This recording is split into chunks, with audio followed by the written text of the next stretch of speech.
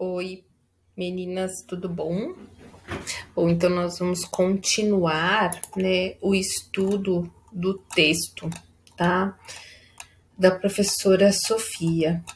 Então, como eu já havia falado para vocês, né, a gente daria continuidade aqui no estudo da sessão sobre educação básica, tá? Então, vamos lá. Bom, ela diz o seguinte: a expressão educação básica é relativamente nova e nos remete a algum momento entre a década de 80 e 90, tá? Então, quando começaram a ser veiculadas ideias relativas à educação para todos, de modo específico a partir da Conferência Mundial de Educação para Todos, que foi realizada em Jomtien, na Tailândia, em março de 1990. Naquela oportunidade, elaborou-se um documento denominado, isso aqui é bem conhecido, tá, gente? Declaração Mundial sobre Educação para Todos, que inclui entre seus objetivos a expansão do enfoque em educação. Então, nos termos da referida declaração, a educação básica, então aqui na declaração, a educação básica é a base para a aprendizagem e o desenvolvimento humano permanentes, sobre a qual os países podem construir sistematicamente níveis e tipos mais adiantados de educação e capacitação. Então, na educação básica, por excelência, seria a escola fundamental, né? Por quê? Porque ela representaria o principal sistema de promoção da educação básica fora da esfera familiar. Ao ser adotada pelos formuladores de política educacional no Brasil, a expressão foi reinterpretada.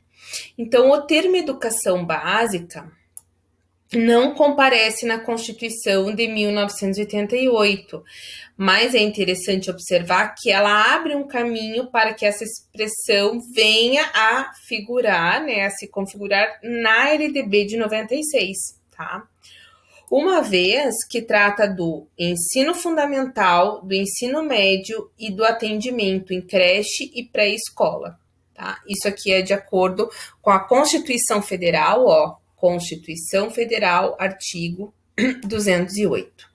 Antes da Carta de 1988, ainda convivíamos com a terminologia de ensino de primeiro e segundo graus, advindas da Reforma 5692/71. Antes disso, inúmeras foram as nomenclaturas utilizadas para diferenciar os níveis de ensino, né? Mas este é assunto mais afeto aos estudiosos da legislação e não cabe aqui aprofundar.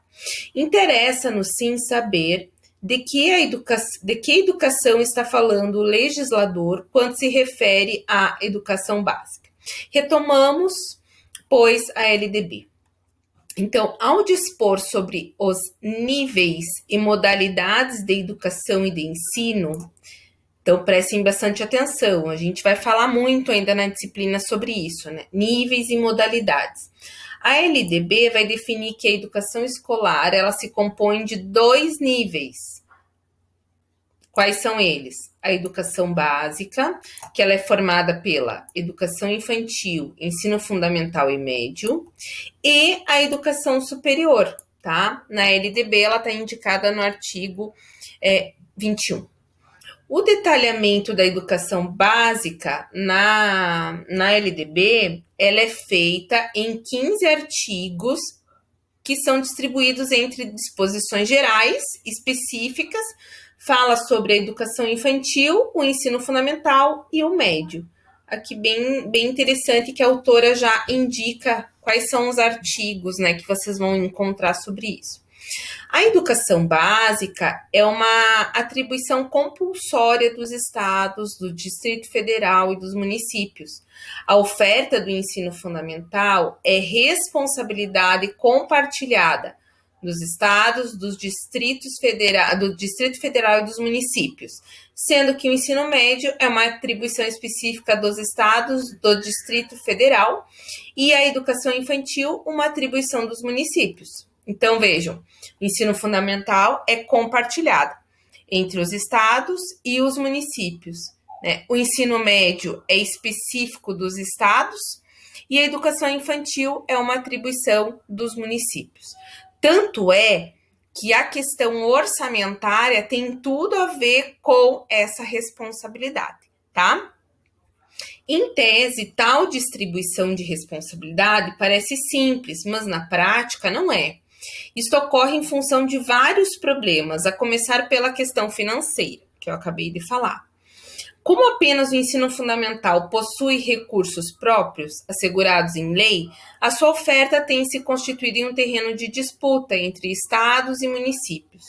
Ao mesmo tempo, a educação infantil e ensino médio, que não tem financiamento assegurado, vivem à míngua e sem perspectiva de sustentabilidade. Há expectativas de que o Fundeb, o Fundo de Manutenção e Desenvolvimento da Educação Básica, ora em tramitação no Congresso, isso já passou, né?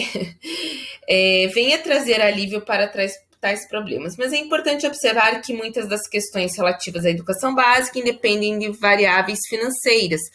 São aspectos relativos à função social da escola e que pedem um olhar atento da política e da gestão educacional e escolar. Temos, então, uma escola que não responde aos imperativos de qualidade e uma educação para todos.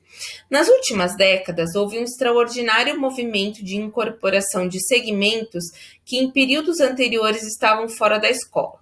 O drama com a qual a política e a gestão se defrontam hoje é que muitos foram incluídos, mas pouco promovidos. Essa é uma situação que precisa ser ultrapassada para que a escola pública, onde estuda a maior parte da população brasileira, esteja à altura dos desafios, então, do século XXI. É verdade que há mais dissenso do que consenso sobre o significado de uma educação de qualidade para todos no milênio que se inicia. Não há dúvida que essa deve ser, ao mesmo tempo, prática, racional e emocional. Deve formar pessoas que sejam capazes de compreender o mundo e criar seus projetos, aproveitando as oportunidades geradas pelo cenário que se desenha nos primeiros anos desse século. Dentre os fatores que podem vir a contribuir para construir essa educação, vale a pena referir aqueles destacados por Blaslavsky. O foco na relevância pessoal e social, a convicção, a estima e autoestima dos envolvidos, a força ética e profissional dos mestres e professores, a capacidade de condução de diretores e inspetores, o trabalho em equipe dentro da escola e dos sistemas educacionais, as alianças entre as escolas e os demais agentes educacionais, o currículo em todos os níveis, a quantidade, a qualidade e a disponibilidade de materiais educativos, a pluralidade e a qualidade das didáticas e as condições materiais e incentivos socioeconômicos e culturais mínimos. Vamos à nota 8. Aqui tem para aprofundar, né? Ela indica, então, fazer a leitura desse texto. A realização de um número significativo desses fatores não está condicionada a recursos financeiros, mas antes a promoção de mudanças necessárias e inadiáveis na própria cultura escolar. A política e a gestão podem e devem contribuir nessa empreitada. Bom, o que acontece aqui, gente, é que ela dá uma introdução à educação básica. Ali a parte da organização vocês têm que saber. E depois nós vamos aprofundar a estrutura e a organização da educação básica, tá? Aqui para finalizar, eu acho que é interessante a gente fazer uma leitura aqui, né? Então, antes de dar concluída essa conversa, é necessário acrescentar algo ao que já foi dito sobre o tema proposto. Vivemos em um tempo em que grande parte dos problemas já foram diagnosticados e sobre os quais ainda estamos muito a dever em termos de soluções. Isso tem a ver com o fato de que nem sempre as ideias de que pensam e fazem a política, a gestão da educação e da escola convergem. Isso é verdade, a gente tem falado isso muito aqui na nossa conversa inicial, né? O dilema dos que pensam a educação é de que se bastam com a teoria, Não sujam as mãos com a prática ou com a rica totalidade de determinações e de relações numerosas. O dilema dos que fazem a gestão reside no extremo oposto. Se os primeiros se contentam com a teoria, os segundos limitam-se à prática. Então, os primeiros vão se contentar com a teoria, os segundos se limitam à prática. Problema igualmente ardiloso, com implicações distintas. Uma coisa é conhecer pela teoria, outra bastante distinta é conhecer pela experiência. Na verdade, o melhor caminho, como já se disse, o melhor método é começar pelo real e pelo concreto, que são as condições prévia e efetiva. Assim, é preciso ir da prática à teoria e desta àquela, tendo como norte a função social da educação e da escola. Por óbvio que pareça, é importante insistir que as políticas e a gestão da educação básica necessitam encontrar seu foco na essência da tarefa educativa. Também vou destacar isso. Bem ensinar e bem aprender. Tudo fazendo para cumprir a função social da escola com sucesso. A persistência do fracasso escolar entre tantas crianças e jovens em diversas partes do mundo torna imperativo reafirmar a especificidade da escola, enquanto um espaço para onde convergem estudantes e professores, configurando-se uma comunidade de aprendizes. Sua razão de existir está intrinsecamente ligada à tarefa primordial de bem ensinar e aprender. Gestão escolar bem-sucedida, portanto, é aquela voltada para a aprendizagem de todos os alunos. Sendo a escola um espaço próprio à difusão do saber, todo o esforço nela realizado deve convergir para a aprendizagem daqueles para quem foi criada, sejam crianças, desde a mais tenra idade, jovens e adultos. Tanto são os problemas da prática que a gestão corre o risco de desviar-se dessa finalidade aparentemente tão simples, de perder-se no emaranhado dos fios do novelo. E isso, bem se sabe, não pode e nem deve ocorrer. O sucesso de uma gestão escolar, em última instância, só se concretiza mediante o sucesso de todos os alunos.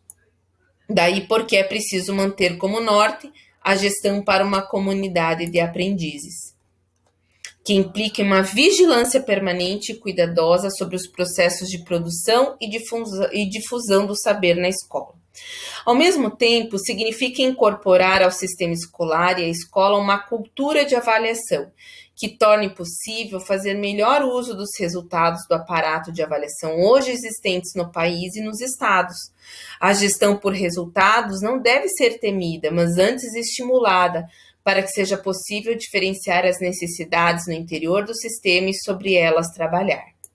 Nessa perspectiva, cabem aos formuladores de política e aos gestores concentrarem esforços na tarefa de fazer chegar às escolas os instrumentos para operacionalizarem o desafio do sucesso do ensino e da aprendizagem.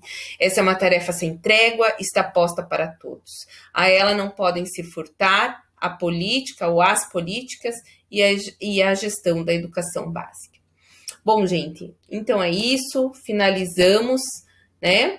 E aí nós vamos terminar as reescritas, nós vamos ainda conversar um pouco mais sobre as dúvidas que vocês têm, né? E logo depois, então, a gente começa a ir mais a fundo em alguns conceitos que a gente já foi trabalhando aqui, ok? Então, até mais.